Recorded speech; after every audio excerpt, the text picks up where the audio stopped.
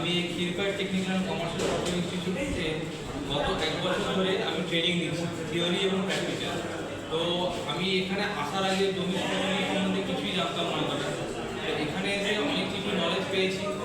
Practically মাঠে গিয়ে যখন মেন মাপঝোপ হলো, সেখানে আরও বিস্তরভাবে জানতে পারলাম যে বাস্তবটা কী জিনিস। তো এই জিনিসগুলো শিক্ষা হয়েছে এখান থেকে। তারপরে একটা জমি কত ডেসিমেল হয়, কত একর হয়, ওই জিনিসগুলো আমরা জানতে পেরেছি।